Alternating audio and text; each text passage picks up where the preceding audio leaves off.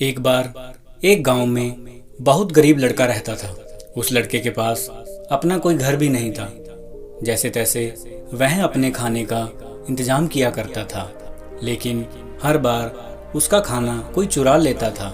एक दिन उसे पता चलता है कि एक चूहा उसका खाना चुरा लेता है।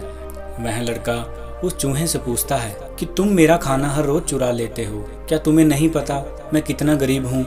अगर तुम्हें खाना चुराना ही है तो किसी अमीर आदमी का खाना चुराओ, जिससे उसे कोई फर्क भी नहीं पड़ेगा।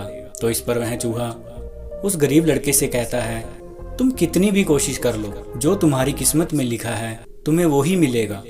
यह बात सुनकर वह लड़का हैरान हो जाता है और कहता है, यह कैसे हो सकता है? तो चूहा उस लड़के से कहता है, अगर तुम्हें इसका उत्तर जानना है तो उसके लिए तुम्हें महात्मा गौतम बुद्ध के पास जाना पड़ेगा।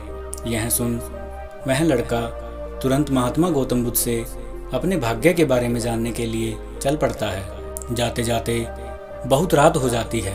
तभी उसे सामने एक हवेली दिखाई देती है। वह लड़का उस हवेली के लोगों से एक रात रुकने के लिए अनुमति मांगता है। तभी वहाँ उस हवेली के राजा आ जाते हैं। वे राजा उस लड़के से पूछते हैं, तुम इतनी रात को कहाँ जा रहे थे? तो लड़का कहता है कि मैं अपना भाग्य जानने के लिए महात्मा गौतम बुद्ध के पास जा रहा हूँ। तो राजा कहते हैं, क्या तुम हमारा एक प्रश्न उनसे पूछ सकते हो? हमारी एक 17 साल की बेटी है जो बोल नहीं सकती। तुम उनसे पूछना कि क्या करने से उसकी आवाज़ वापस आ सकती है। लड़का कहता है कि ठीक है, मैं आपका प्रश्न अवश्य पूछूंगा। फिर सुबह होते ही वह लड़का वहाँ से चला जाता है। कुछ दूर जाने पर उसकी मुलाकात एक जादूगर से होती है। जादूगर भी वही प्रश्न उस लड़के से पूछता है कि तुम कहाँ जा रहे हो? लड़का कहता है कि मैं अपना भाग्य जानने के लिए महात्मा गौतम बुद्ध के पास जा रहा हूँ। जादूगर ने कहा, तुम मेरा एक प्रश्न उनसे पूछ सकते हो कि मैं बहुत वर्षों से स्वर्ग जाने के लिए तपस्या कर रहा हूँ, लेकिन नहीं जा पाया। ऐसा क्या करने से मैं स्वर्ग जा सकता हूँ? लड़के ने कहा, ठीक है, मैं आपका प्रश्न जरूर पूछूंगा। जादूगर के पास एक जादू की छड़ी थी, जिसकी सहायता से जादूगर ने उस लड़के को बर्फ के बहुत बड़े पहाड़ के उस छोर पहुंचा दिया।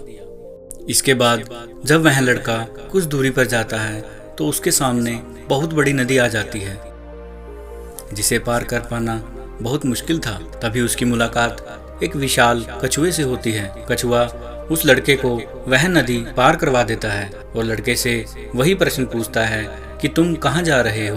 लड़के ने कहा, मैं अपना भाग्य जानने गौतम बुद्ध के पास जा रहा हूँ। क्या तुम मेरा एक प्रश्न गौतम बुद्ध से पूछ सकते हो कि मैं पिछले 400 वर्षों से ड्रैगन बनने की कोशिश कर रहा हूँ, लेकिन बन नहीं पाया। क्या करने से मैं ड्रैगन बन सकता हूँ? लड़के ने कहा, ठीक है, मैं आपका सवाल जरूर पूछूंगा। जब वह लड़का गौतम बुद्ध के पास पहुँचता है तो वह देखता है गौतम बुद्ध ने कहा है कि वे एक व्यक्ति के 3 प्रश्नों का ही उत्तर देंगे। लड़का यह सुनकर चिंतित हो जाता है, क्योंकि उसके तो 4 प्रश्न थे। फिर वह मन में सोचता है कि मैं तो एक भिखारी हूँ और भीख मांगकर गुजारा कर सकता हूँ, लेकिन कछुआ, जादूगर और उस लड़की की समस्या मुझसे कहीं ज़्यादा है।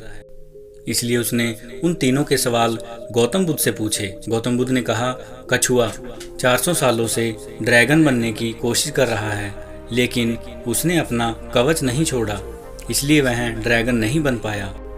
जादूगर स्वर्ग जाना चाहता है, लेकिन उसने अपनी जादू की छड़ी अपने पास रखी हुई है। वही जादू की छड़ी उसे स्वर्ग जाने से रोक रही है। और अंत में वह उस लड़की के बारे में बताते हैं कि जिस दिन वह अपना जीवन साथी चुन लेगी, वह बोलने लगेगी। लड़के ने गौतम बुद्ध को धन्यवाद किया और वहां से प्रस्थान किया। वह कछुए से मिला और उसने कहा कि गौतम बुद्ध ने कहा है, अगर तुम ड्रैगन बनना चाहते हो तो तुम्हें अपना कवच छोड़ना होगा। यह सुनते ही कछुआ अपना कवच खोल देता है तो उसमें से कई कीमती मोती निकलते हैं। कछुआ यह मोती उस लड़के को दे देता है और ड्रैगन बन जाता है। फिर वह जादूगर के पास जाता है और कहता है कि अगर आप स्वर्ग जाना चाहते हैं तो आपको अपनी जादुई छड़ी छोड़नी होगी। जादूगर ने यह जादुई छड़ी लड़के को दे दी और स्वर्ग चले गए।